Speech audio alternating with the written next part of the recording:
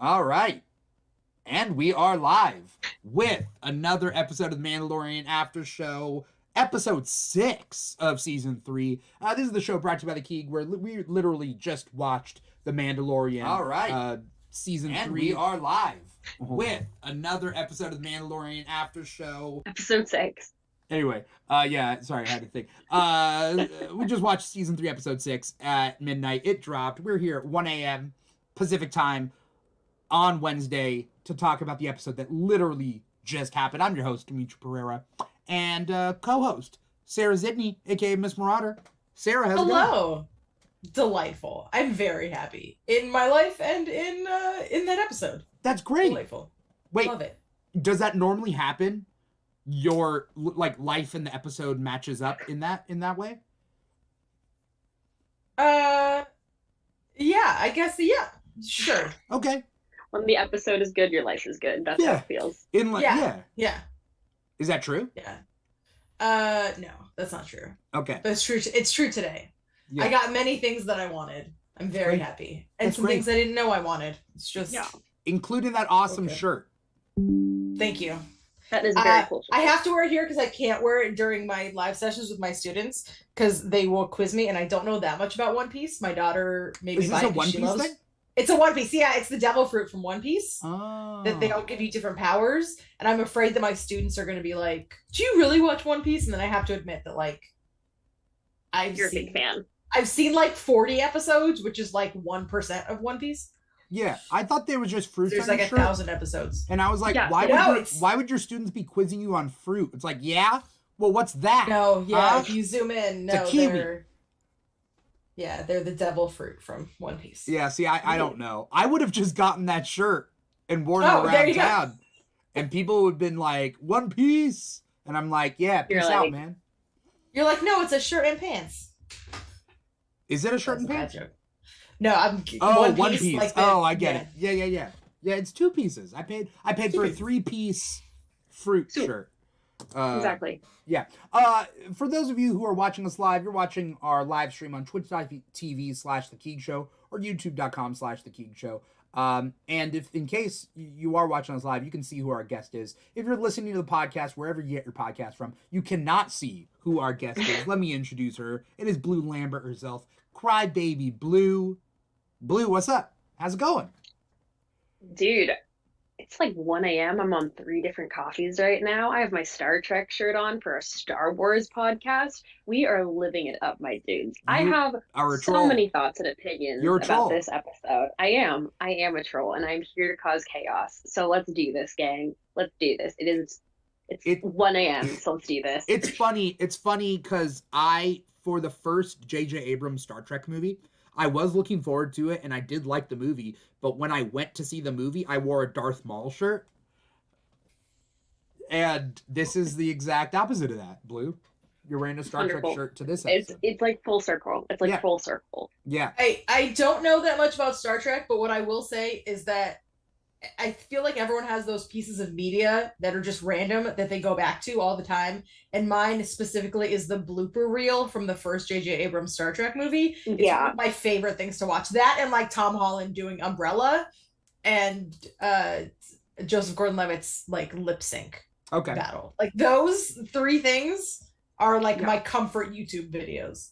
For sure. I think I get that. I think mine is the Twilight commentary that they do when they're like, by like Robert Pattinson when he's like narrating like how he felt during this scene. Fantastic. If you haven't seen that, go see it. Go watch Twilight if you haven't watched Twilight, guys. It's a wonderful film. With great dialogue in that movie. Like, is it Hey Bella, what's up, Loca? Is that what? No, it's New Moon. It's Where You Been, Loca. Where You Been, Loca. I'm sorry, I misquoted that wonderful. It's excuse me, it's Where the Hell You Been, Loca? Where the hell have you been, Loca? And then the first one is How You Liking the Ring, girl. So bad. It's so bad. And then you have Hold On Tight, Spider Monkey. And then we have in our 4th film, You Nicknamed My Daughter After the Loch Ness Monster. Cool. Yes. Mandalorian though, right?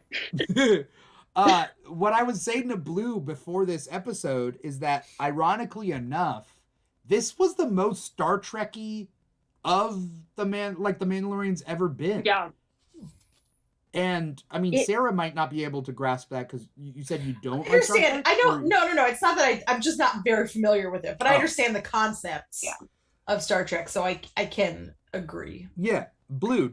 Were you gonna say something about that? I know. I was gonna say it definitely agrees. Like it had that sort of like there's a very larger aspect of camp to Star Trek, especially the old original Star Trek. That in comparison to the Star Trek we have today, J.J. Abrams, and so like that is really what this felt like. There was a lot of cameos, obviously, that made me lose my fucking mind. There were a lot of cameos. Yeah, there were. We had all of these like just like little plot points, and again, it's like they're leaving a little mystery.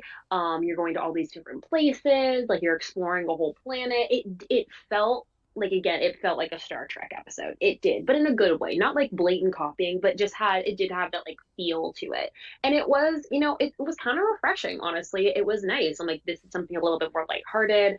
Yes, we're still connecting to the overall plot, but this is something that is kind of like just cool to see. It's fun to see Bo-Katan and Din interact.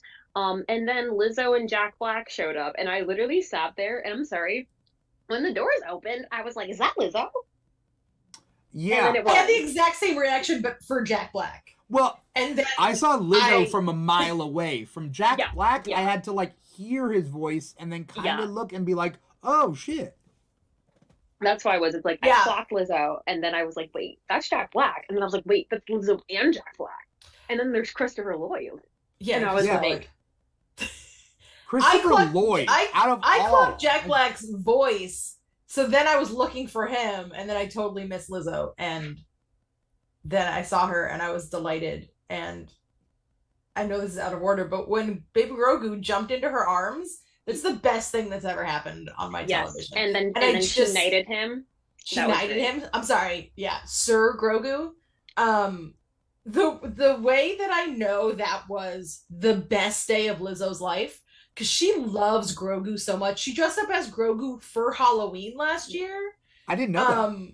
She did. Yep. It was amazing. And the way she was like giving him little head scritches and like feeding him. Yeah.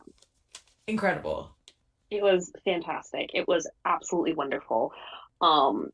It reminded me of like more like sorry, my brain. It just reminded me more of like Star Wars Rebels episodes, Star Wars Clone Wars episodes, where it's just like you have just like a little bit of a brief break from like the main storyline that you're getting, and we just get to kind of explore a little bit more of the characters, see a little bit more of like the individual interactions. Because yes, we have gotten time with Bo-Katan and Jin, but it's nicer to see. It's fun to see them in this kind of environment, and it's really, I feel like this episode did a really good job of showcasing how Jin just has like this connection to all these different cultures. And again, also when it comes time for Bo-Katan, how she's also able to use her experience being in the Clone Wars to connect with other people who have also went through that as well. So I feel like they have like this really interesting dynamic to them where he knows what the world is now like post Clone Wars, and she has a really good idea what was like before. Okay, this is something also. Sorry, people seem to forget there is an actual age difference between these two. Like, even though their actors are very similar in age, Bo-Katan's like 50 years old. He's in his like 30s. There is a very big age difference between them and what they have experienced and what they. Again, it's because of his appearance that it doesn't look like that. Well, but like, how old is he? He's actually supposed to be in his 30s. He's like in his 30s. In the show, I'm like 90% sure he's supposed to be in his 30s because he started at the start of the Clone Wars. He was a kid, right? He was saved during the Clone Wars. During the Clone Wars. Yeah, and she was in her 20s. Oh, so you're saying like he's only like his experience of like the world compared to hers, like they've just had very different experiences, even though they were both under the fall of like the Imperial rule and everything. They both have like, he has a lot less knowledge about what things were like before the Clone Wars, what things were like during the Clone Wars. She has a lot more knowledge about that, and again, like how that interacts with battle droids as well. and like how she talks to them. So it's very interesting to see these two different people coming from who are technically bound by the same planet and the same like background and culture, but also very much not. Yeah. That's my little spiel. Din has to be about 5 years older than. No. Probably not. Probably like 10 years older than Luke. Yeah, he's like 10 It says years that older. he's in his like mid to late 30s, and she's in probably her late 40s, early 50s. And Luke is in his Should be early his early. 30s at this point? I think so. Like that's what it's supposed to be. Timeline is very messed up. Timeline is very much all over the place. So I realize we can't talk about that a lot, but I think but like the really big point I was trying to make is they just have very different experiences with how they've like obviously interacted with the world, but I think this really showed, especially in how Jin reacts to, like interacts with their cultures, and then how because she's been so very much focused on Mandalore that she hasn't really had time to interact with other, I don't want to say species, but other cultures as well. So you get to see how there was an aspect where I did have like a moment where I was like, maybe he should lead the Mandalorians. I'm like, he has actually a pretty good concept of this. He doesn't want to, but I was like, you know what? If you did, I guess that would kind of make sense because you do have all this knowledge of like politics of different cultures, but then you also kicked battle droids, and then I was like, okay, dude, vibe. He just hates droids. Yeah. Hates them. This was a weird droid episode. Let's take it in order, just for the sake of this, because the droid stuff was kind of weird, but okay. This starts off with a love story between a Quarren and a Mon Calamari, right? Yeah, weird. It was weird. I don't know who voices the Quarren, but it sounded familiar, and I can't quite place the voice. It did. I'm trying to look it up. I feel like this was a really cameo heavy episode, so I would not be surprised if like they were also some like very famous people. There have been, I feel like, a lot more cameos this season than literally any other season we've had before. We literally got Zeb in last season, and I don't know how many, if you guys are super familiar with Star Wars Rebels. I'm heavily familiar with it, so when I saw him last episode, I lost it. I was so happy because this, again, Ahsoka is going to be all about Star Wars Rebels and the Ghost Crew. So it was like 10 out of 10. Best thing I ever saw. Fantastic. Yeah. I am a Rebels super fan. I'm like officially on Sabine watch. And I was like, look, I didn't get Sabine this episode, but I got Lizzo and Jack Black. So literally, take yeah. It. That was a good handoff. Yeah, I screamed when I saw Zeb last week. So. Oh, yeah. Supposedly the Mon Calamari that was in the beginning is Tom Holland's brother. Huh. That's supposedly what people are saying online.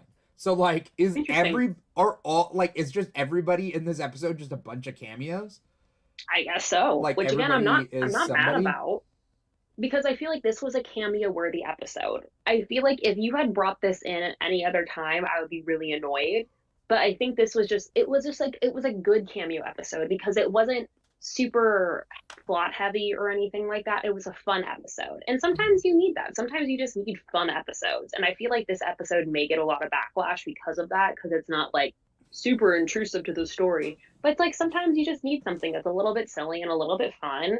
And it's nice. And at the end, we got such a change because then Bo-Katan goes straight into Bo-Katan mode, and I'm like, damn. So it felt balanced. It felt balanced to me, Yeah. Bo-Katan holding the Darksaber. I mean, I like Bo-Katan having the Darksaber. That being said, it only took her 2 different series to get it, but Din had to give up his Beskar spear for that Darksaber. Now what does he have? Here's the thing. I just have to say. Yeah, he has a son who can use the Force to help Lizzo cheat at space croquet. He just holds him out like this. He's got blasters. He wasn't using the Darksaber anyway because he sucked so bad with it. Look, I did not get Sabine this episode. I still have faith that I'll get her before the season is out. You say Sabine? Sabine. Sabine, yeah. I keep thinking Satine. No, I've given up hope on a Satine reference. I've given up all hope. Every single time, because I felt like there were so many chances in this episode for her to just be like, oh yeah, my sister, It was also a duchess. Yeah, The she says my the sister was fact that also a Duchess. She was in love with Obi-Wan Kenobi. And then she was violently killed by Darth Maul, by the way. I don't know if you've heard of him. Like again, there's just so okay, you guys know. You guys know. So then where like it's okay. it reinforces though my idea. If we get Sabine this season in live action, it reinforces my thought process that they're not mentioning Satine because it's going to confuse people when they meet Sabine. So they're going to go, wait, that's her sister? I thought her sister died. But That would make a lot of sense. I would like to say the only thing I like more than seeing Lizzo and Jack Black on this episode of The Mandalorian is being right. So I would like to refer back to when I said, shouldn't Bo-Katan have the Darksaber? Because that creature disarmed Din, and then she disarmed the creature. So by the transitive property, she legally should have the Darksaber. Right. In a court of law. And it turns out that is the case. So I am a genius. I am very happy that she has the dark and that everyone bought it. Because I think our thought process was like, are people going to believe that? Does it need to be like a proper duel? But apparently it doesn't. Yeah. Ipso facto. I think she won it fair and square. Qui bono. You know? Who benefits? See, I Qui bono. Qui bono is who benefits. I know. It only took her 2 different series to get it. Because again, Star Wars Rebels, she gets it, right? And then we go into The Mandalorian, and I will never forget when Moff Gideon like pulled it up, and I was like, wait, how did that? But she finally got it. Only took her 2 different series, and then she finally got it. Yeah. And hopefully she doesn't lose it next season. And I like how much time they spent in the Previously On reminding you about the Darksaber and the Darksaber rules. It was a long Previously On. They spent a solid minute talking about the Darksaber rules. And I'm like, okay. It was a weird Previously On. Like, it was a long intro, and it was like an involved intro. Like, they didn't cut the scenes up into small 2-second increments. They were like, no, here's 10 seconds of a scene. Yeah, it's like, this is the monologue. This is important. Yeah. You guys need to remember that this is a very important thing. Yeah. For those of you that don't have a Darksaber hanging on your wall, this is the rules of the Darksaber again. Just a little refresher. Every time I see those, I'm always like, that's for my mom. That's the lesson for my mom. Exactly. Like, because I do watch The Mandalorian with my parents as well. And I definitely do have to do the thing where it's like, okay, let's pause. I'm going to recap. I'm going to remind us. Here's the little Spark Note summary, And again, when I watched when Zeb showed up and I lost it, they were like, why is this such a big deal? I'm like, okay, well, see in this other series and then this other series and then Ahsoka, he's going to be there too. So it's one of those things where it's like, sometimes you got to pause and you got to be like, so that was nice this episode to have the explanation there for you, Yeah, they pretty much spelled it all out in that Previously On. And we got to see that thing die again, which I thought was kind of sad. Because it was this mechanical creature, but we never see who's it. Like, creature's eye is that? Like, who's in it? You know what I mean? Which again, I feel like we're gonna get a lot. Again, I do think we're gonna get a lot more questions answered when we go back to Mandalore, because there's a lot going on, because there's also the people who live underground, and Bo-Katan even said oh, they were there when we were children as well. So it's like, okay, how has this species survived? And we only have 2 episodes left? Is it? Yeah. There's 8 or 9 this season. 8. So I definitely feel like season 4, I think it's already renewed, is going to we may get more focus on how Mandalore is going to grow again. So maybe that's what season 4 will be about. So maybe that's when all these questions are answered. The showrunners have said though they don't really know what they're doing with the series now. Have they? On record, they're I don't know what they're doing. I would assume they said they're we don't have an idea for how the show will end. Oh, okay. That's what they said. And for me personally, when any showrunner says that, it does fill me with a little bit of worry, because then it's okay, well, which way are these? What's the payoff? What is the payoff then at the end of the day? What's the arc that we want to see? Yeah, right? Exactly. Yeah. Let's this was just a weird episode. Let's take it. Let's take it back a little bit. now I'm trying to figure out what my notes actually mean. Other than the Mon Calamari Quarren thing, that whole thing, weird. We see Axe tentacles, the tentacles reaching out. Yeah. I was like, okay. I mean, this is a fun way to establish that they're mercenaries. Like, this is cool. Oh yeah, yeah. They had a line where he said, I thought the Mandalorians were honorable, and then she says, like, yep, if you have enough credits. And I was like, oh, that's a bleak outlook, but okay. I'll take it. It's true, but by the way, it was Bryce Dallas Howard directed this. Just so Oh, of course she did. I know. Did you know? Yeah. Oh, okay. That's why I think that Bryce Dallas Howard walked in to like the before the season meeting and was like, look, Bo-Katan, it has to be helmet off. Like, I will not have my name attached to an episode where we don't get to see Katie Sackhoff's face. And they were like, okay, we'll have her take the helmet off. Are they? Shout out to her wig looking so good too. So good. Her wig looks so good this season. Are they hooking up? Who, Bryce Dallas Howard and Katie Sackhoff? In my dreams. Mine. Now in mine. So I'm glad we're having the same dream. I respect women. I respect women. I swear. Just saying. Anyway. I respect their right to love each other. Every time that Bo-Katan and the armor are like staring at each other, I get like a little bit more on board with that ship. Like a little, it's every time they're in a scene together. I'm like, there's just something about the way they talk to each other that's very charged. Yeah. When she told her to take her helmet off last week, I was like, are you guys gonna kiss right now? Listen, all I'm gonna say is that people who want Din to be with Bo-Katan feels very much, I'm sorry, this is a completely different conversation. It does feel very heteronormative, and it does feel like the stereotypical trope of because she's the lead girl and he's the lead guy, obviously they have to get together. Right. And for just so many levels, it's like, don't do that at all. It is so dumb. If anything, go back to that one planet with Leah Clearwater from the first season, okay? If anything is going to happen.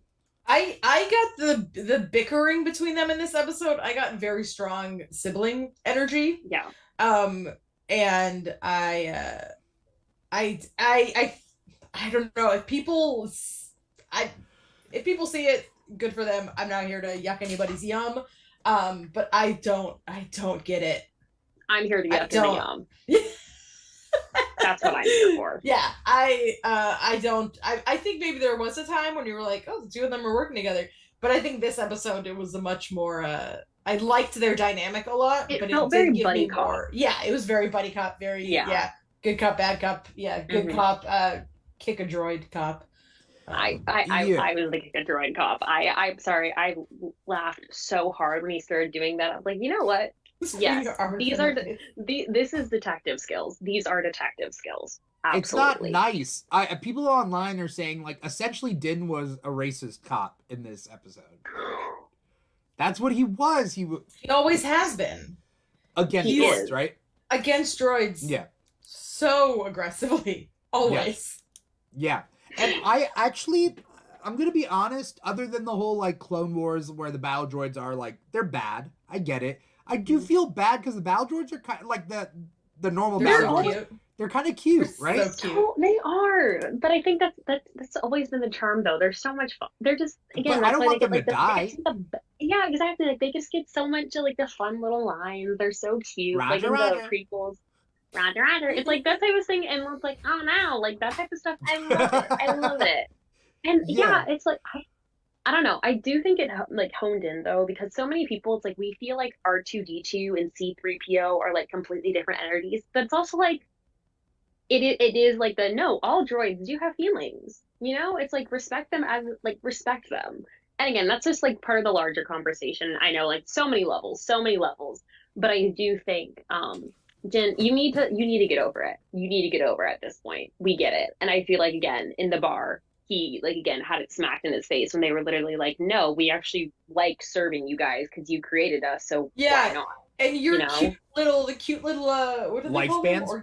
Organics, where they were like, you guys, your lives are so short and you made us, so we owe it to you to help you. I was like, first of all, that's very sweet. Second of all, if you're trying to reason with Din Djarin as a droid, this is not. You're not. This is barking up the wrong tree. Yeah. This is not good. This is, you're not going to get any empathy from him as a droid.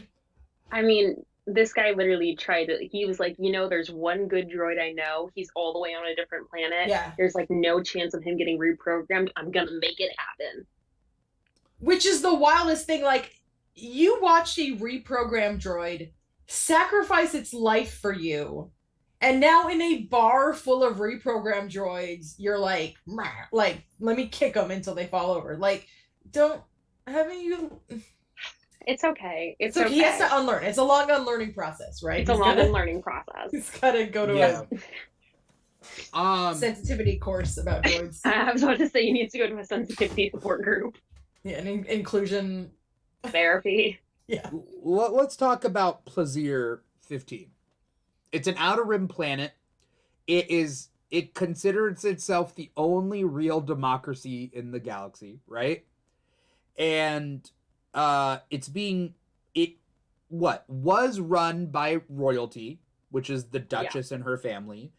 And then after the fall of the Empire, Imperial Facilities Officer Captain Bombardier, played by Jack Black. Amazing. Just the name. I love that name. I feel like he came up with the name, right? Like, I feel like Jack Black was like, I'm gonna be Bombardier, of course. Yeah. He marries the Duchess, so he's democratically elected. Maybe is he democratically elected? Yeah. So basically, he is. I think she said that. Yeah. Yeah. They all became. So everything is. Again, this is like a whole. There's so many questions raised because it's like, what is a democracy? But it's like, technically, like, this does count as a democracy because they are able to like all like be quote unquote equal as possible because they all seem to be living in like almost like same equal living conditions, so they're all able to. So it kind of does make sense, and I do think it's a refreshing take on the Outer Rim because we've seen so many planets that are like, oh, it's super hard to survive in the Outer Rim, but they're like vibing. They literally are chilling, Right. And the entire time I was waiting for them, like, okay, when is like Lizzo gonna try and like kill Pedro Pascal or something, But then it doesn't happen. I'm glad like, that didn't happen. expecting. I knew Christopher Lloyd was the bad guy here. Well, I thought it was Jack Black at first, but then they introduced Christopher fucking Lloyd. Like, why would they introduce him if he wasn't, I don't know, important? And he's Christopher Lloyd. I was just like, if you're just here because you're Christopher Lloyd, again, I wouldn't be mad about it. But I was also like, yeah. So like, you're saying like, oh, Christopher Lloyd might have just been like, hey, can I just do like this like 5-second thing? Listen, I don't know. I was invested in the episode, okay? I wasn't thinking about Christopher Lloyd's little temper tantrums that he might have thrown on the side, okay? Yeah. Notoriously a diva. Yeah. No, that's not true. That's not, I don't want to get sued for libel. Also, he shows up at your door. Like, no, he's already here. He's been here all along. Lizzo also in her outfit. I know that her character probably has a name, but I'm going to continue calling her Lizzo. When the Duchess, I think, is all I got. The Duchess, yeah. When they were out on the balcony, she has this like holographic like back piece train cape thing. Oh. That was so cool. That was so cool. At first I thought it was just like a sparkly like train coming out of the back of her dress, but yeah, then it was like a big old like hologram back piece hologram. So cool. I didn't notice it, but very cool. Good for her. Yeah. One of my favorite things in Star Wars, the fashion, always. Padme would be proud for sure. Like Star Wars is the first place that I've ever seen like capes actually be part of fashion, because before that it's just superheroes and capes, and that's a different vibe, right? But like Star Wars capes, Lando, Krennic, like just always rocking capes. I love those capes. Capes and cloaks. Yeah. Capes and cloaks. Love a good cloak. Absolutely. I also thought it was interesting that he said we can't, Bo-Katan being clever as always is like, why don't you just turn them off? And that the reasoning was these people live in such excess and like they've gotten so it was very kind of like Wall-E, right? Yeah. Where they just like have the food delivered to their face. Where he's like, if we turn off the droids, then they have to like take out the trash. And so they voted to like just have every once in a while the droids malfunction if it means they don't have to take out the trash, which I thought was interesting because it was like close to making a commentary on the world, on the planet, but then it was like, no, it's fine. I mean, that's part of the Star Trek thing about this episode. This episode seemed very Star Trek. Go to a different planet. There's some sort of political commentary, some allegory, and you wrap things up. Yeah, it was like a little tiny little bow, but not really. But kind of, yeah. One thing I did enjoy was how he wasn't an imperialist. He was a separatist. And again, I just like I like little comments like that you kind of feel like got forgotten. But no, it's like they remind you, it's like, no, there are still like separatists that are around. I enjoyed when he also mentioned Dooku as well. So it's just little cameos, little mentions like that just make me happy. And I think it was also refreshing that he wasn't an imperialist. Like, no, he's a separatist. So, I don't know. Famously, I don't care about the Clone Wars. So what does a separatist mean? And also, what was he doing? Was he just trying to fuck shit up, like, just to be a dick? That was what I will say. I did not get his real reasonings for why he felt the need to do it as a separatist. Basically, it was...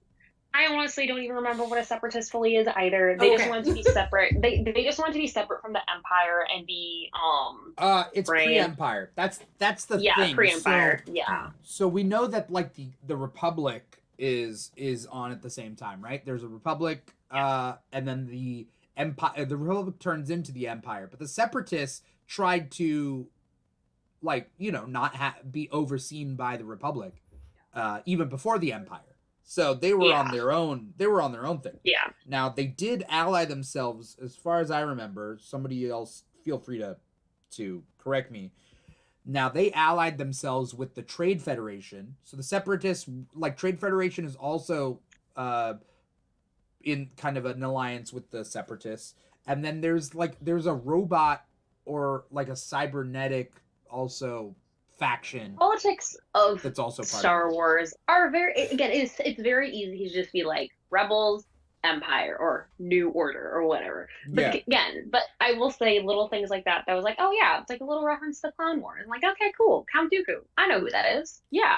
What's interesting is that they chose not to say Anakin's name. Sure did. Why? Sure did. I have no idea. Don't say Satine's name. Right, but like Bo-Katan shot him before he could say Anakin's He name. said the Jedi Enforcer? Yeah, the Jedi Enforcer. Which is Anakin. Was he about to say Anakin's guy? Like, it's the only person who could have been. He could have been because he's the one who killed Dooku. Christopher Lloyd's character was a Dooku fanboy. I don't know, maybe in theory, I don't know, headcanon theory, she couldn't stand to hear Anakin's name because that reminded her of Obi-Wan, which reminded her of her sister. I don't know. That's my exhaustive theme. Or also, like she said, she's like, I hate politics. Yeah, or she thought that maybe he was going to say Obi-Wan. I don't know. Or she just had enough of him monologuing. I also was confused because I thought that when he went to stand up, I thought he hit the button already. So I thought the button was a fake out. I thought it was a big fake red button. And they were going to let him push it and nothing was going to happen. Because his hand hit it. His hand, like, pushed it on him on the way to stand up. But I think maybe that was a random Probably. thing that I noticed. Yeah. Just to clarify, the Separatists are known as the Confederacy of Independent Systems. They want to be independent, right, from the Republic. But they consist of the Commerce Guild, the Corporate Alliance, the Galactic Republic / Rim faction, the Intergalactic Banking Clan, Retail Caucus, Techno Union, and Trade Federation. Oh, they said Techno Union this episode. See, okay. I'm too dumb for the prequels. I just want Rebels and Empire, and that's as far as my brain can extend. I I'm like the fact that there's like a third party thing going on. I do like it because again, it does prequels is definitely a lot more of an intense social commentary of like what like when you get into that stuff, it's like a super intense social commentary. Regular Star Wars Vietnam commentary, but that is like really intense, like third party, all of that type of stuff. Which again, this is why I'm not going to become a politician because just listening to that broke my brain. You I know? I think it mirrors what is going on in Andor, where the rebels are also multiple clans before they get together to be one rebel alliance. They're called the Rebel Alliance. That's what people forget, like, right? And so, alliance of what? There were different there's Saw Gerrera's group and whatnot, right? There's a lot of different groups in Andor that have to come together. And so this is kind of very similar thing.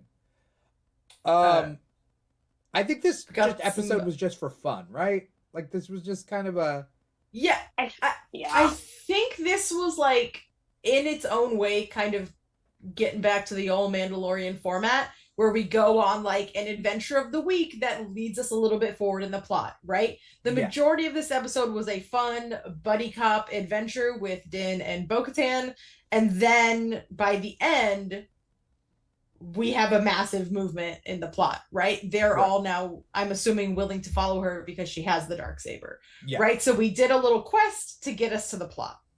Perfect. That's like season 1 Mandalorian, right? Season 2, you know. So I think kind of, I liked it. I think it felt weird because it's not what we've gotten this season. Stuff this season has been so big picture and so kind of a little bit disjointed in what it's trying to do that I think going back to this was like a back to the basics type episode, and I found it delightful. Okay. I definitely will say I feel like season 3 has been really hard for me to get through. I feel like I really had to like sit down and like pay attention, but this episode actually I didn't feel like I was forcing myself to. You know, I was really enjoying it. You know, I definitely was. I think what you said is true. It's because it feels like it's getting back to like that Mandalorian formula. But and then that kind of just made the show just so much fun and like iconic and what it is today. I feel like, you know. And a droid bar. I didn't click when they said it, when they're like, it sounds like a droid bar, and I was like, well, it is kind of a bar, right? Okay, it's a bar that's on a droid, and then I was like, oh, a droid bar. Oh, they're at a bar. It's like a bar.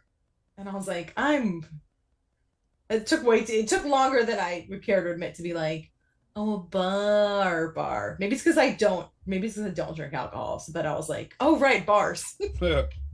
I was trying to figure out if any of those droids in the bar were cameos. One of them is the Star Tours droid. Oh, that little thing, right? Yeah. Mm-hmm. That bunny looking thing? Yeah, that's now the DJ at Oga's Cantina. Oh, okay. There's C-3PO looking dude who's not C-3PO. The blue one? No. I was gonna say the like two droids at the start, the black one, the two black droids. My first thought in my head was, okay, that's Goth or R2D2 and C-3PO. Yeah, they looked cool. That was my immediate first thought. I was like, okay, so that's just Goth, R2D2, and C-3PO. My first thought are the two that are in Dr. Aphra's comic. Blue, have you read Dr. Aphra's comic? I've seen discussions about it. I haven't read it. Just because like it is that type of thing where it's like, I know so much. If I just get into that one level, I think I'll be overloaded. Because if you like, there is so much. Okay, there is too much going on. I just feel like that'd be up your alley. You know? I should because I do really enjoy it, but also at the same time, yeah. It's gonna push like the Pythagorean theorem out of your brain forever. You consume one more comic book. Listen, it's like because I already know so much about like Star Wars legacies and things like that, like the friggin' discontinued series that Disney destroyed for no good reason. It's like I have so much about that. I have so much about like all this other stuff about Rebels. that nobody else cares about apparently except for Sarah. I care about Rebels. Hold on. Again, so it's just like if I find out one There's more my thing, Sabine helmet. we love to see it. There it We is. love to see it. But no, like again, if I read one more piece of media, I think I might explode. But I will watch you can tell me about it and I will always listen. I will listen to the audiobook of it. There's two droids that are like death droids, and one's like an R5 unit, and then the other one's like a C3 whatever unit. And like they're kind of like the alternate versions of C3PO and R2D2. And that's just kind of what it reminded me of. What are you saying, Blue? That is fantastic. I love it. At what point during this mission did you stop to go, wait, did they leave Grogu with Lizzo? Because I didn't. Did they say they were going to leave him there, or did I miss that? Yeah, I didn't even realize he was gone. It really didn't click until we got like the photo, like them going, like when we went back to them, and then I was like, oh, he just left his kid. He was like, you know what? You'll be fine. You'll be safe. Yeah. I would let Lizzo babysit my child. Oh. Immediately. Yeah, so my notes are Din just wants to kick droids. Damn, this droid is fast. And then did they leave Grogu with Lizzo? That's my thought process. I loved all the Din Bo bickering of like, we tried it your way, let's stop kicking them and try to talk to them. Right. Loved that. And then we get to the bar where we get that very very touching speech from that droid bartender that reminded me a little bit of The Shining, but still delightful. Like, I thought that was very heartwarming. Yeah. Speaking about heartwarming, the thing that happened before that is talking to the Ugnaughts. That was wonderful. Yeah. It just reminds me that Quill is gone, right? Like, that sucks. I liked him in season 1. When he died, I was... It's tragic. Yeah. Mr. Plow says, what Lizzo song started playing in your head when she showed up on screen? It's about damn time. Yeah. It's like I didn't know I'd been waiting for Lizzo and Jack Black to be a power couple in Star Wars, but then once it was on my screen, it was everything I'd ever wanted. Yeah, and it made so much sense. And I was not gonna lie, I was waiting for them to like start like belting out into like a duet or something. Like I really was. Yeah. And I wish they had, because I wish that they had. Like over the end credits, or like if it's not like a post-credit scene, there's got to be footage somewhere. But also there was a lot of flute music happening. So I'm wondering if that was a nod to Lizzo, or if she played the flute on any of those songs, or if it was just a little fun Easter egg. Yeah. Also, I thought she did great.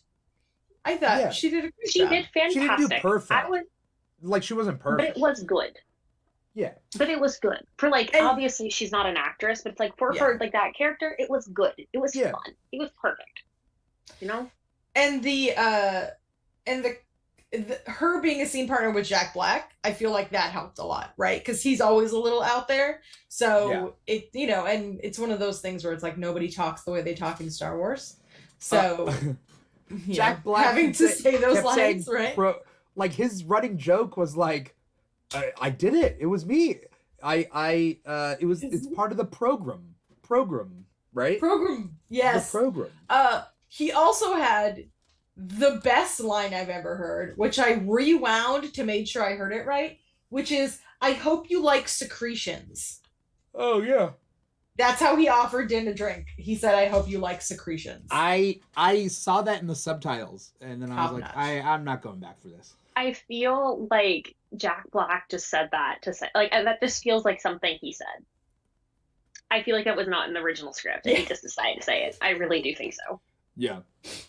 Can I just say too, there were so many times where I thought I knew what was happening in this episode, and I didn't, because I was expecting, like, when she pulled them away to, like, quietly talk, I was like, oh, the droids are, like, taking them hostage. That's what's happening. No, the droids are actually fine, by the way. Like, I thought it was going to be, like, there's a droid resistance.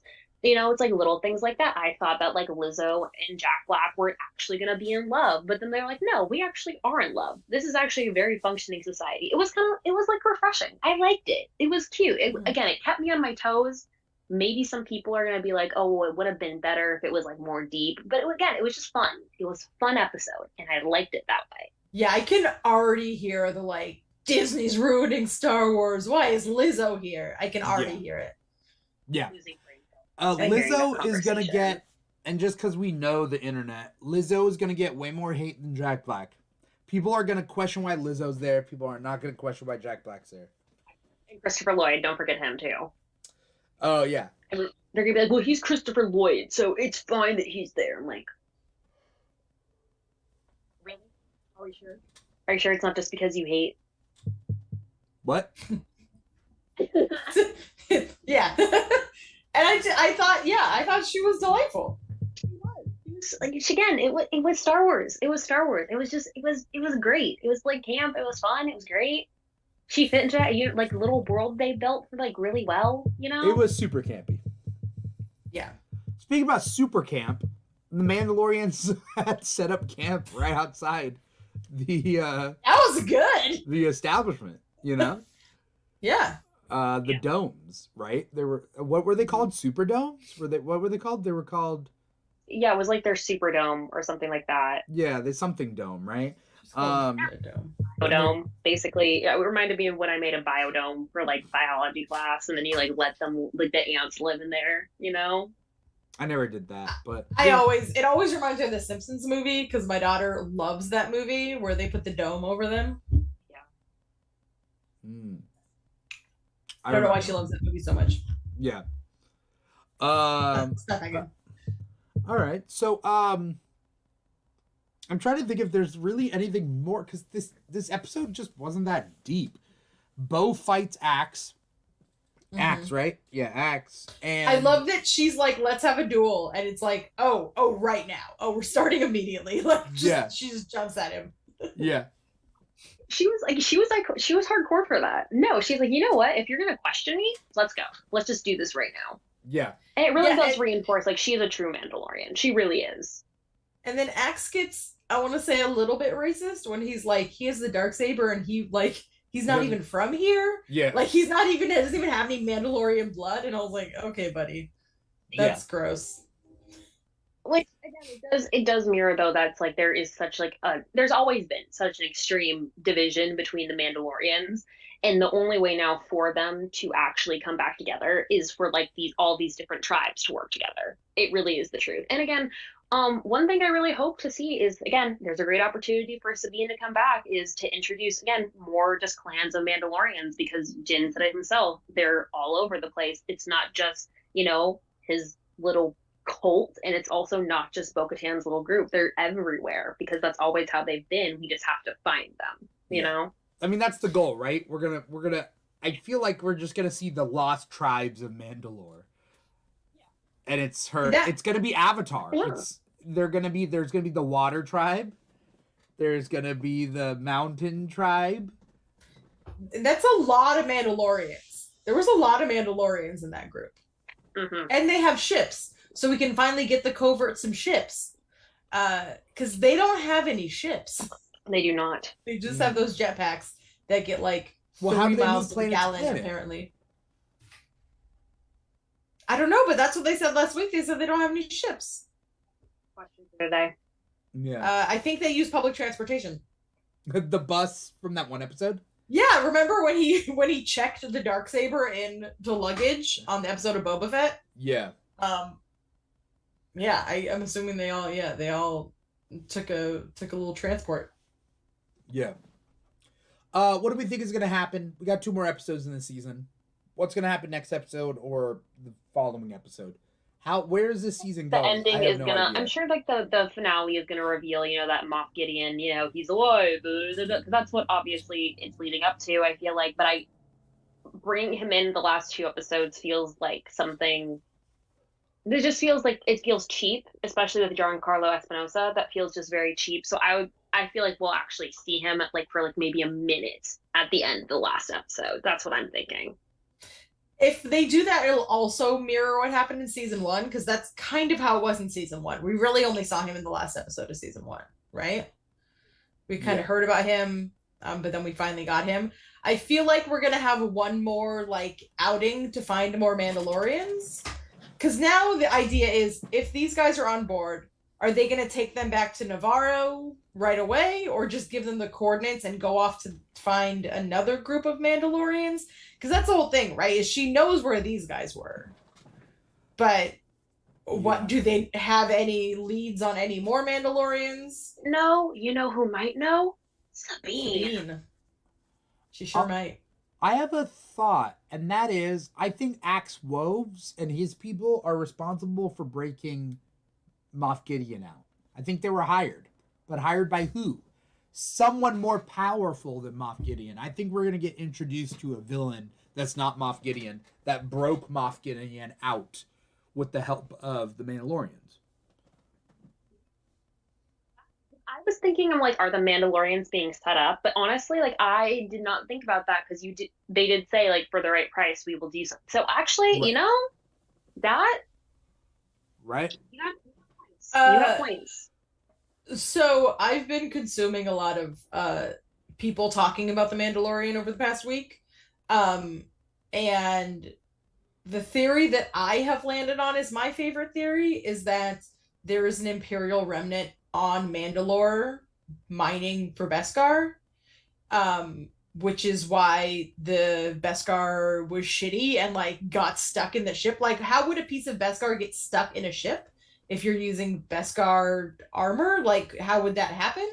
So that makes sense too. They're sending out the rumor that Mandalore is, you know, uninhabitable because they're mining Beskar there. They're forging it not very well, and that's why the weapons that they use kind of messed it up. Right. That's where I'm at. But I don't. With only 2 episodes left, I don't really understand how we're going to get to where we need to get. I mean, there's people that are like, maybe it was Thrawn, and I'm like, I cannot imagine that in an hour and a half we're going to get Ezra and Thrawn are still. People who haven't seen Rebels don't know what they're talking about, because if they know that Ezra and Thrawn are currently lost together. So you know what? How would Thrawn? They're a couple. Listen, they're currently dating. It's like, how would Thrawn have been able to escape and then have all this time to then build back up himself, and then all of a sudden come back to being this really important person in the Empire? It's not Thrawn. I'm sorry, guys, but it's not. Yeah. Personally, people just love that guy. They do. And again, they've always loved him, which again, I get it. But it's like, people, y'all gotta calm with the heart on for him, please. He's not the answer to everything. I feel like that's always what people say. It's like, it's Thrawn. It's Thrawn. I just feel like it's because normally I would say I do think so, but I feel like because we're setting up so much for Ahsoka, and we've already heard him mentioned in The Mandalorian in the Ahsoka episode, that I think if you get a mention of him, it wouldn't be weird. Yeah. Because we've already had one. I have no idea what's going to happen in the next 2 episodes, other than I think they're just going to reveal the new villain in that final episode. That's what I think. You know, we don't know. Otherwise, I don't know. Like, what's the point of filler this season? It felt very filler season. It felt like it was setting up the next season. Like, that's what it really felt like. It felt like a filler season. Yeah. And that's kind of the same thing with season 1, where season 1 set up Moff Gideon is the bad guy because he wants Grogu, and then it became season 2, we're trying to get Grogu to the Jedi because he's a Jedi. So it was like a 2 season arc, right? We're getting familiar with Grogu. Right. We're fighting Gideon, who wants him, but we eventually want to get him to Luke. And then I think this is the same thing, but it's uniting Mandalore or retaking Mandalore. Obviously, you're not going to retake Mandalore. You know, it took us to episode 5 to be like, we're going to go find more Mandalorians. We're not going to go find all the Mandalorians in 3 episodes. Right. So I think what we have to do now is, if the vision now is reunite the Mandalorians or retake Mandalore, then the big bad has to be in opposition to that. So there has to be something going on that's going to either keep the Mandalorians from reuniting or keep them from retaking Mandalore. Yeah, Duck Dodger 714 is pretty set on it being Moff Gideon's return. But I don't know. I think there's a bigger bad out there. I think Moff Gideon is returning, but I think it's Definitely gonna is. be there's gotta be a bigger bad behind him. Because who broke if they were hired to break him out, Yeah. someone had to hire them. Yeah, that's what I'm saying. Yeah. I want to say the name because I hate the sequel series with every fiber in my being because of the whole Snoke stuff. But again, that was like the whole point of the cloning was because they were gonna do it for like Snoke or whatever. So again, I would not be surprised if they're gonna try and go back into the, oh, well, they're trying to like recreate Snoke, so they're all doing this stuff and it's all for Snoke. I'm hoping that's not what happens, but if it did, I would not be surprised because Snoke is like the cop-out card they want to use to remind us that the sequels happened. You know? Yeah. There's some key things to think about, and I think only watching the final 2 episodes of the season will give us a idea. Do you guys feel like you can't really comment that much on a season by like 1 episode or 2 or 3 or whatever? Like you got to wait for the whole season to be over to be able to comment on the season? Yes, I feel that way. Okay. At the point we are at now, Should we the be last able to 2 comment on the season? episodes could not redeem the season for me. Like, again, it wasn't a bad season, but it was a season for me where it's like I did not find myself feeling the need to watch it the very next day or stay up super late to watch when it came out. I did not feel like this urgency to see the episode. I didn't feel, weird going on. Like, I didn't feel like, oh, if I go on Tumblr or if I go on TikTok, I'm going to get spoiled, Right. Which was kind of sad.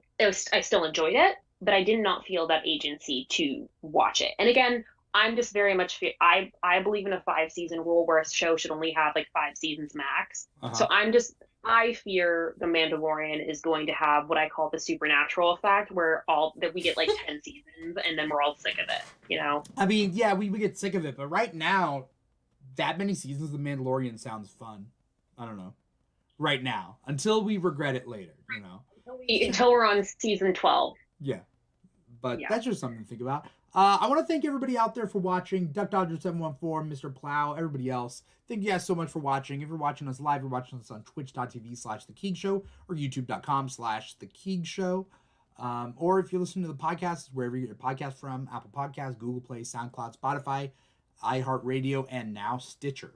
Our social media is at TikTok on Instagram and TikTok primarily. Those are the 2 big ones.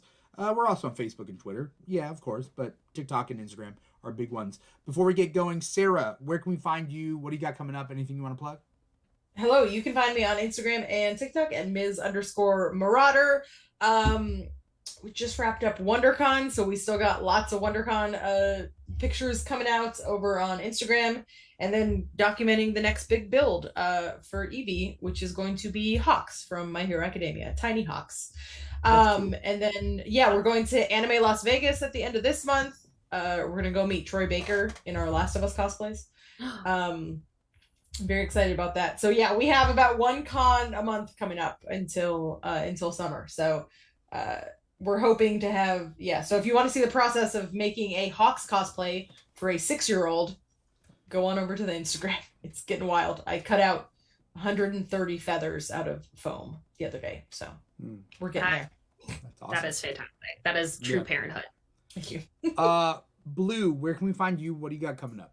You can always find me at Crybaby Blue without the E at the end of Blue on Instagram and on TikTok. And we're attempting to get a new username. We are. Every single time, though, that I try to get a new one, it's always taken. So one day we'll figure that out.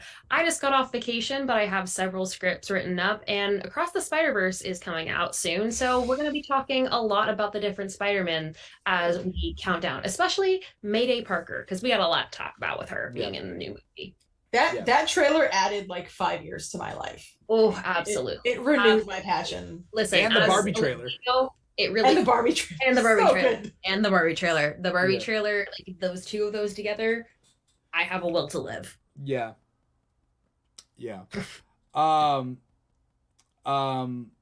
Blue, sorry, did you say Crybaby Blue? Also, you say it's without the E, but it's also an I instead of a Y. I know. Okay. On the cry, but not on the baby. The baby has a Y. I'm gonna make me start crying right now. That's what's gonna happen. See, Dimithri, it is too early to be having this discussion right See, now. when she said it, I was like, when you said without the E at the end of Blue, I was like, there's no other E. That's the only E you can talk about. I was like in my head spelling it out. I was like, wait a minute. Yeah. Maybe I don't. It is 2 a.m. It is. We'll call it at this point. Thank you everybody out there for watching. Once again, TikTok and Instagram at The Keeg Show. We also got a Facebook and Twitter, but you know, it is what it is. Patreon.com/The Keeg Show if you want to give back to the Keeg. We got a couple of different shows with the Keeg. This is the Mandalorian Aftershow. It's every Tuesday night, Wednesday morning, obviously. Every Thursday afternoon/evening, we got Comic Talk, where you might see Blue pop up once a month, because that's what happens with Blue. Blue likes to pop into Comic Talk once a month. Yeah. Comic Talks every Thursday, and then we got the Keeg Talks roughly every weekend. The schedule's out of whack right now, and I'm moving to a new apartment and everything, and so yeah, things are wild right now. But definitely stay tuned for that. Other than that, yeah, thank you guys so much, everybody out there, for watching. Thank you both Sara for being my co-host and Blue for being an awesome guest. Thank you for having me. Of course.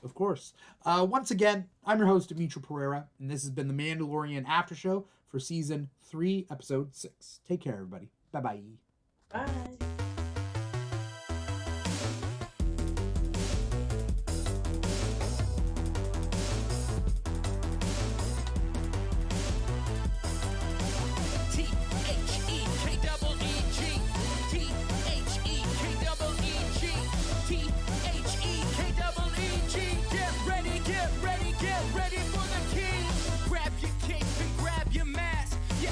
Super strong or super